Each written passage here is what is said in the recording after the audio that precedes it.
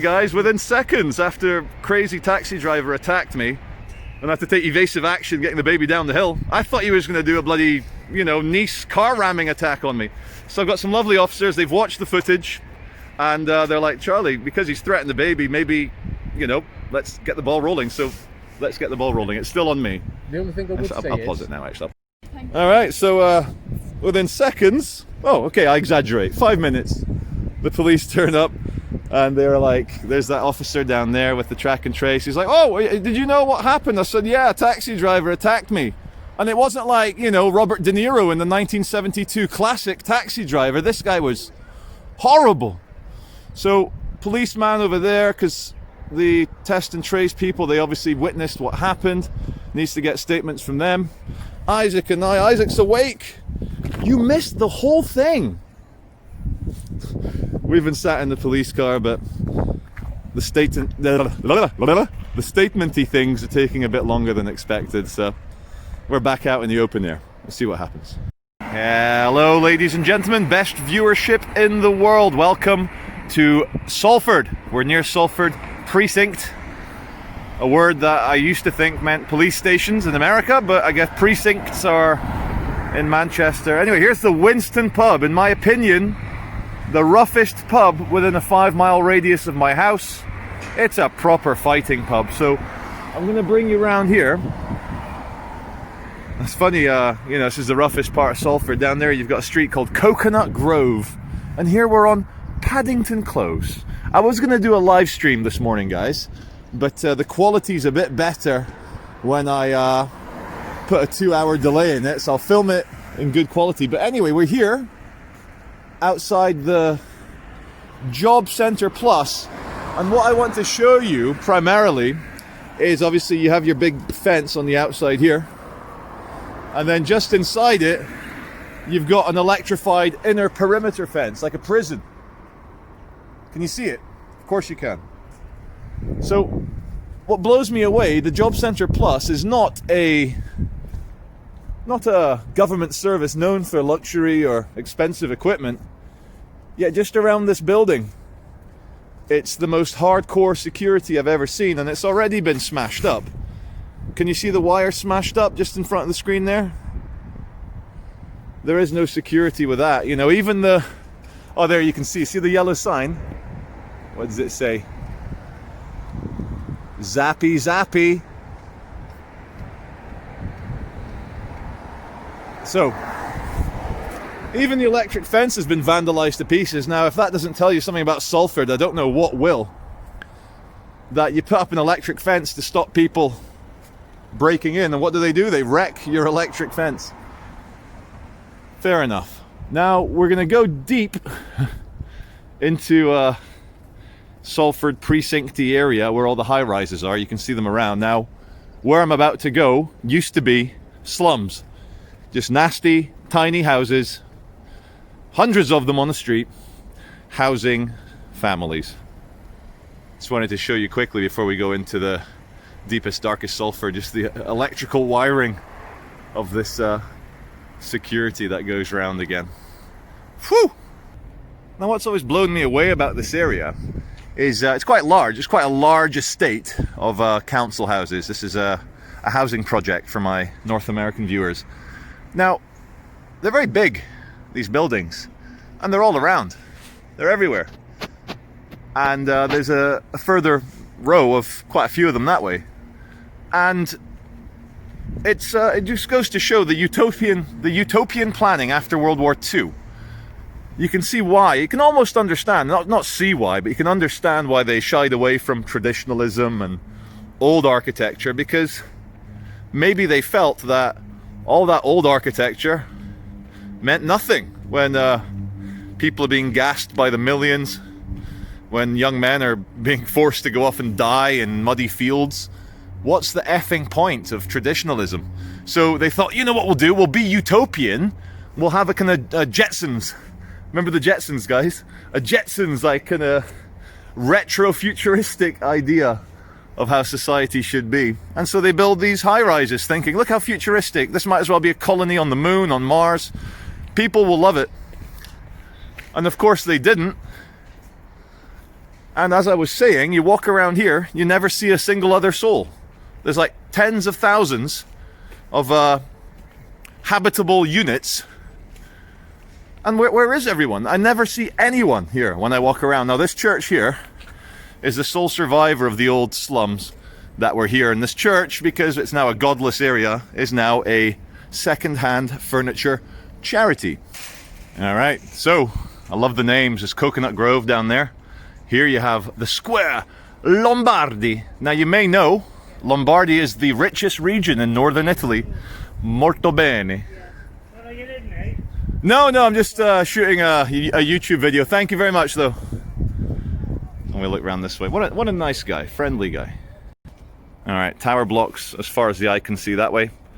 And we come round past the charity furniture shop towards Salford precinct itself. Now that building there is pure Pripyat, Chernobyl, Soviet bloc, Eastern bloc. We're going to go for a closer look.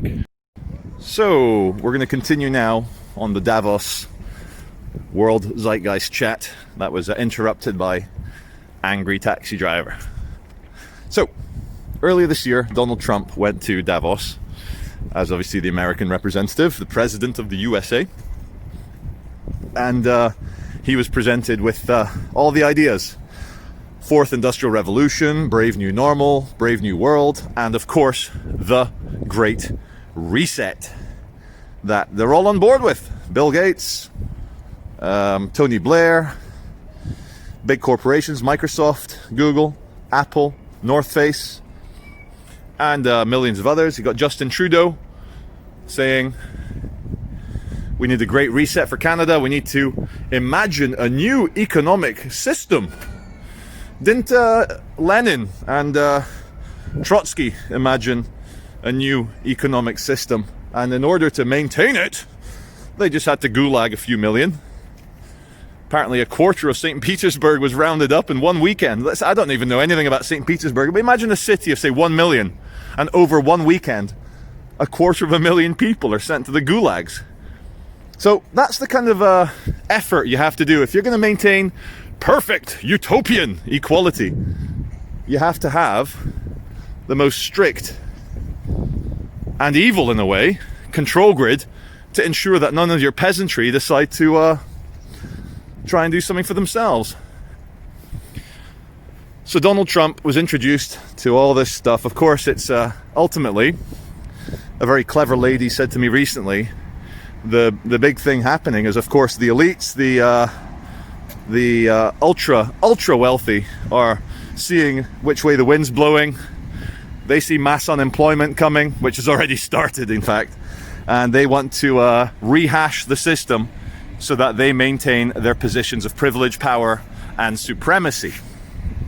And that's what it seems to be. We're not going to go into a Leninist, Trotskyist world. It's going to be a Chinese communist style, ultra-fascist, ultra-capitalistic, ultra-controlled, ultra-monitored society. Oh! I've started watching season 2 of The Mandalorian. Mando. There he is on the side of the bus. And it really appeals to me. And I realized, you know, life imitating art and art imitating life, how Mando with Baby is kind of like me out with Isaac. So after meeting with all the soft socialists, shall we say, all the utopian Fourth Industrial Revolution proponents and think tank contributors, Tony Blair, Bill Gates, all that lot, Donald Trump, I guess in an unscripted Trumpy speech, as he's famous for, came out and said, look, enough of all this doom mongering, these prophets of doom and socialist maniacs. They can't rule the world. To hell with them and their machinations and their world-changing plans. And then, a week afterwards, at the World Economic Forum, George Soros, everyone's favorite globalist and moneybags for revolutionary far left-wing ideologies, he's Mr. Moneybags.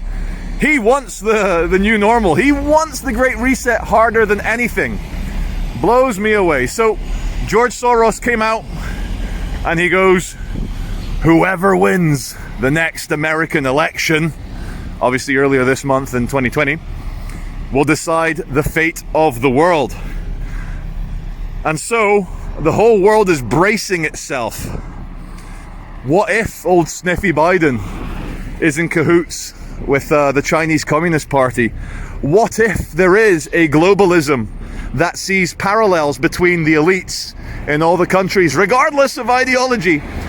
Kim Jong-un, Xi Jinping, all the other Chinese leadership, all the ultra-rich Swiss people, French people, British people, all the ultra-elite Americans, the Clintons, the Rockefellers, whoever, you know, Vanderbilts, the Vanderbilts. What if they are all going at it together to ensure that they maintain... Oh, I'm zoomed in, what the hell?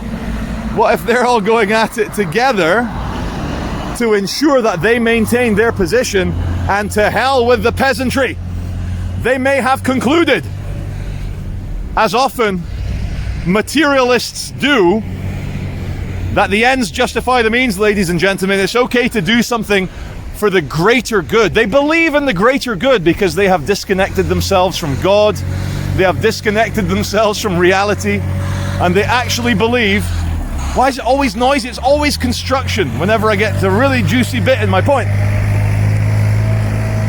They actually believe, I believe Bill Gates sees the world as a computer simulation, as a system. And viruses are exactly like, you know, computer viruses in his mind. And humanity is nothing but a really large SD card. It's a USB stick with 1 trillion gigabytes. And he goes, well, you know, we might lose some memory, but we must maintain the overall CPU. The processing units. And some people will say, well, Charlie, what's wrong with a social credit system tied in with your finances? Oh, guys, if you have to ask that question, it may already be too late. So I believe maybe where I am, Salford precinct, is maybe the worst architecture in all of Britain. You can see all the skyways, you know, like, yeah, look, we'll have pedestrians walking away from the cars. It'll be so popular. No one will mind. Everyone will... Sorry, mate. Everyone just almost got run over again, bringing you the best footage. They thought no one will mind. It'll just turn into a hyper-futuristic... There'll be dogs with jetpacks and their own little bubbles. Look at it, guys. I mean, I'm surely this rivals the very worst the Soviet Union had to offer. Sometimes you just see the small-minded egoism of some people. Who gets their egoic supply from forcing a car to slow down by crossing the road as a pedestrian as slowly as possible? Who gets a kick, a thrill out of that? Hi everyone, just a quick one from this location. So I get an email from my school, and I'm considering giving up YouTube just so I've got the time to sit down and read and respond to all the emails from my kids' school. And it's a good school. Yeah, it is a very good school. I like the headmaster, I like the deputy heads, I like my kids' teachers. It's, how do I put this? It's a traditional English school. Old-fashioned, nice people. So I get this email called Operation Encompass. And to cut a long story short, Operation Encompass is a new initiative from Greater Manchester Police and the Manchester and Salford City Council and all the schools. Now, what it means is that, let's say you're in the unfortunate position that the police get called to your house for a alleged domestic violence situation. The next day, the police will contact the school and tell your kids' teachers and the headmaster that there's been a domestic abuse incident in your home, so that they can encompass your children. So I read this and my blood was boiling. I was getting angrier and angrier, and you know, I can spread the lips of any BS and see the shiny red bit of evil in the middle of it. And I had a look, and I could find just on the surface of it about 17 things wrong with this. Now I'll try and kind of paraphrase here, keep this story short. So I write to the headmaster of the school. I say, Mr. X, keep him anonymous, poor guy, nice guy. I say, Mr. X, just so you know, I don't consent. I withdraw my consent. I think this is a bad initiative. I explained very briefly why. You know, what? Data protect, what? Everyone's innocent till proven guilty, so there's been an allegation of domestic violence at your home. And like the Soviet Union, like the commissar, they all start communicating with each other, speaking to your kids' teachers, making your kid have special treatment that day, which means that they'll be like, ooh, see Jane over there, see Peter, his mum and dad got arrested last night. Ooh, bad people. It's just wrong. I know, look, on the surface of it, the road to hell is paved with good intentions. The road to a post-apocalyptic dystopia, a kind of Soviet Britain, is paved with good intentions. And here's the good intentions. There's a lot of poor and vulnerable and bad people in Salford and Manchester. It would be better for the children if we like help them survive the evil parents, the evil family. Let's kind of remind you by email that we're in charge. So I get a phone call back from the school saying, oh, Mr. Veitch, thank you very much for your letter. And then get this, guys. Unfortunately, it's not something you can opt out of. It's not a consent matter. This is a government holistic thing about the care of your children. So I said to her quite politely, because I get on well with all the staff there, they literally are decent people.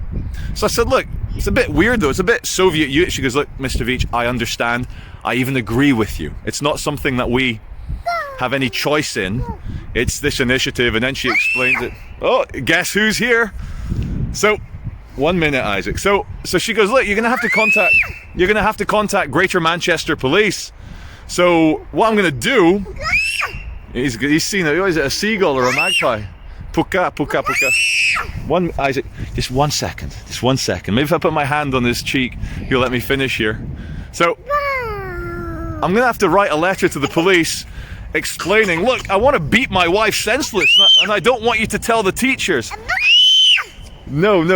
I need to write to them and say, look, this is not right. You can't be breaching data protection on the basis of allegations. It's just mental. I'll try and link something in the description box below. Thank you very much for watching. It's thank you from me and thank you from Screamer. See ya.